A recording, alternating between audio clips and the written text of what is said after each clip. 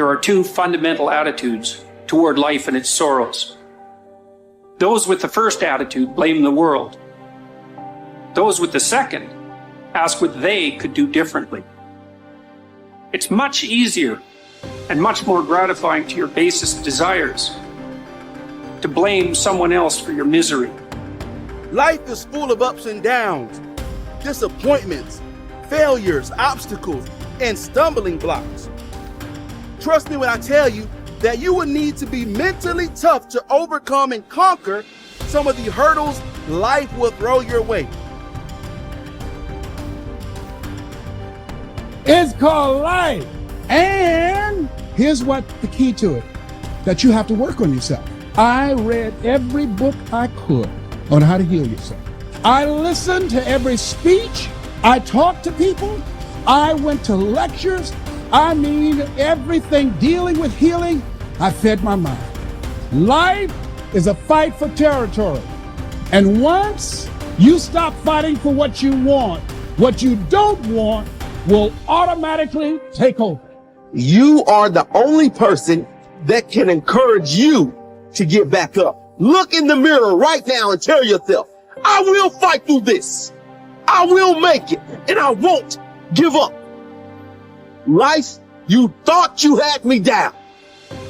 But this is the moment I change my mind. I won't let anything keep me down. When you want something new and fear pipes up and tells you can't have it, you gotta say, yes, I can. When you want to try something new and fear pipes up and tells you shouldn't do it, you gotta say, yes, I should. When you want to go somewhere new or be with someone new and fear pipes up and says you won't do it, you gotta say, yes, I will. I will never quit, because if you quit, you're done. You may still be alive walking around on this earth. You're done. I will never quit. I will persevere and I will thrive on adversity. My team expects me to be physically harder and mentally stronger than our opponents. I hold myself to that standard. I will be physically harder and mentally stronger than anything that comes against me, my family, my business, my brothers, my sisters, my team. I will be the one that is physically harder and mentally stronger, and I will work to maintain that position. You won't beat me. If knocked down, I will get back up every single time. Every day, it's a selling job on you. It's possible. I can do this. I can make this happen. No matter how bad it is or how bad it gets, I'm going to make it. It's possible.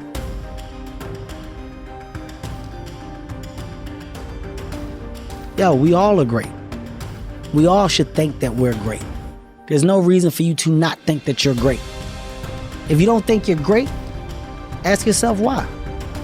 Why don't you think the highest of yourself?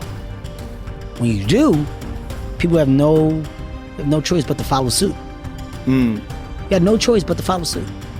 Well, a lot of people, they base it on their past. They base it on the life that they've experienced up until this moment. Makes you better. Yeah, it does make you better. Makes you better, makes you smarter. Yeah. A You life need to with no hear a guy rocks. like you say it. Yeah, man. That's what's interesting about it. That's what's interesting about life. You can hear a guy like you say that, and then it changes your perspective, and then you'll go out and take action that you might not have taken before. I got a 585 on my SAT, Confessions. They give you 400 for putting your name on the paper. It's a true story. I guessed ABACADA. I did abacadabra all the way down. True story. Swear to God. Hand on my mother's grave. ABACADA. All the way down. I didn't care because it was a class trip that same day. I wanted to go Great Adventure. I was told that not taking my SAT seriously would prohibit me from furthering myself. That's what I was told. At the moment, I said, maybe I should have applied myself. Maybe I should have did different. When I saw all my friends get their test scores back and they were ecstatic. 800s, 900s, 960s. Everybody's going to college. I felt like the biggest idiot in the world. The biggest idiot in the world. Because the same people that I went and rushed to go to Great Adventure with, they had taken the SAT the week before. They already got their work done. They did everything they were supposed to do. So that moment of fun was real fun for them. I was the only dumbass that didn't prioritize and take care of my shit. So I'm the only one going to community college. Everybody else off to Villanova, Temple University, Drexel University. God damn. I just got left behind. Why didn't y'all tell me that y'all did it the week before? How come y'all ain't tell me that we was serious about the college? Y'all ain't tell me y'all was trying to go to Temple or Drexel? Oh, wait. It's because my life isn't their life. They're focused on themselves. Wow, they're doing what they're supposed to do. Hey, Jack. Go sit by yourself and figure it out, because this is where you should be. Lesson learned. Any opportunity given should be taken serious from this point. Because if not, you can find yourself feeling just like this. I try to get down on myself at the moment. I learn from it. Now, if I gotta take a goddamn test, you best believe I'm studying for that test, because I don't want the feeling like I'm the guy that didn't prepare. Now I got a story to tell my kids about what it feels like to be the kid in class that didn't prepare, that's got the worst grade when they give all those grades back. But it's because of my experience. I don't look down on those moments. You take those moments, you make the best of them, because they're life lessons. It's that simple. You're saying it's positive, but it's really just simplicity that's real. It's real. It's real, and it's your life experience, and it's your life's lesson.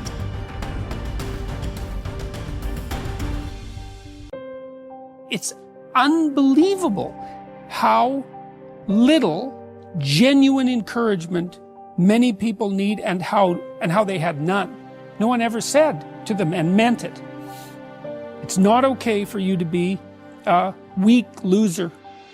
It's not okay. And the reason it's not okay is because you could be way more than that. And it's a crime, an ethical crime, for you to allow all that necessary potential to go to waste. It hurts you, it hurts your family, it hurts the world. Really, really, it does. And people think, oh, okay, I get it. And they do get it, because they know. If you want to know something about yourself, sit on your bed one night and say to yourself, you got to mean this. Like, you got to be desperate. This is no game, this. It's like, my life is not everything I want it to be, and perhaps it's not everything that I need it to be. And by need, I mean my life is so unbearable that the suffering that's attendant upon that is make me nihilistic, cynical, bitter, resentful, homicidal, genocidal, unable to have a good relationship, prone to punish people for their virtues because of my jealousy, driving the proclivity to see evil everywhere except within my own heart. Like, these are problems, man. And you ask yourself, you sit on your bed and say, okay, man, I'm ready to learn something. Like, what's one thing I'm doing wrong that I know I'm doing wrong, that I could fix, that I would fix? It's like, you meditate on that, you'll get an answer. And it won't be one you want, but it'll be the necessary one. You know, and it's often something that will point you to small things. So Carl Jung said, people in the modern world don't see God because they don't look low enough.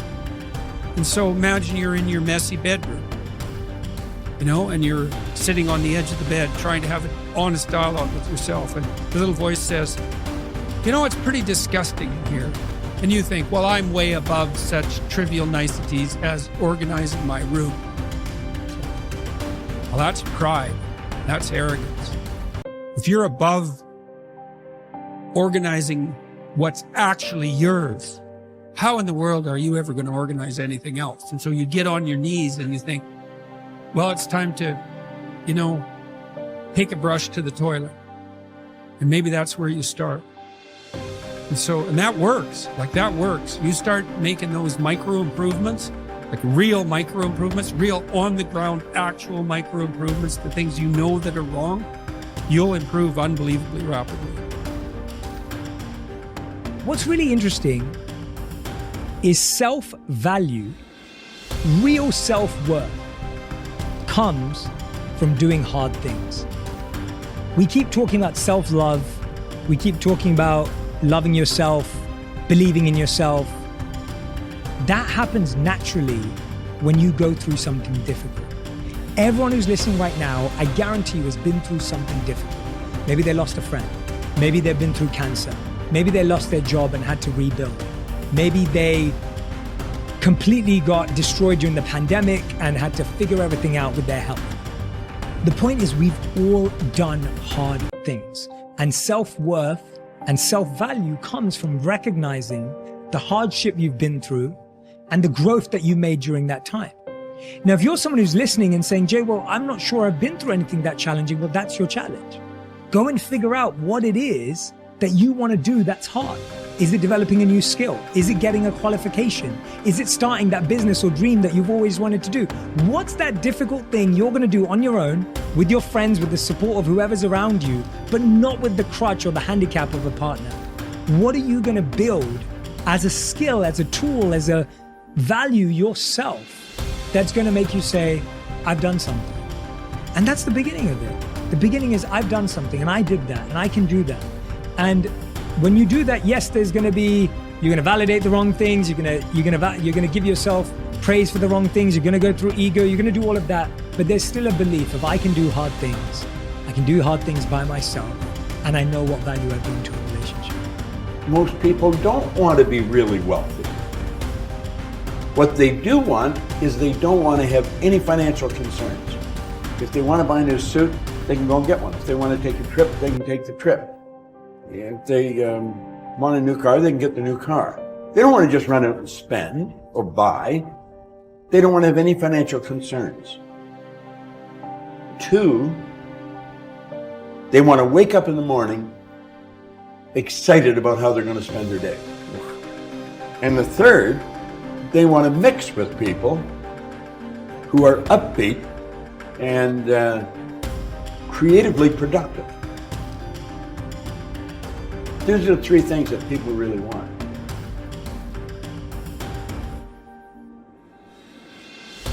Well, a friend of mine spent 18 years studying the biographies of more than 500 men and women who had started with nothing and became successful. And he was looking for the common denominator of success, and he found it. He found that every single one of these people throughout their lives absolutely believed that they were going to be a big success. They absolutely believed they were going to be a big success when they grew up, and no matter what happened to them in their adult lives, and they never lost sight of that. Like the 3 wise men following the star, they felt that everything that happened was part of the process. Every setback was a lesson. Every pain was something sent to teach them something that would be helpful, and they never stopped believing in themselves. So if you could buy one belief, the belief is this, is that you are destined to be a big success, that you have incredible potential, that you're surrounded by incredible opportunities, and that you're going to be a huge success in life, and everything that's happened up to now is part of your preparation. So challenge your self-limiting beliefs. Don't ever say, I can't do that, or I'm not good at that, or something else. No, wait and say, wait, what if that's totally false? What if deep down inside of you have the ability to be extraordinary at something that's important to you? Whether it's skiing or skydiving or mathematics or selling or earning money or running a business. You probably have more ability than you could dream of, but don't sell yourself short. Now in the Bible it says, according to your faith it is done unto you. It's one of the most important principles of the New Testament. In the Old Testament it says, as a man thinketh in his heart, and the heart stands for the subconscious mind, which means a deep belief, so is it, or so is she. William James says, beliefs create the actual fact. Is that if you have the belief, it actually becomes the fact, because you always act in a manner consistent with the belief, and as a result, you get the results consistent with your actions.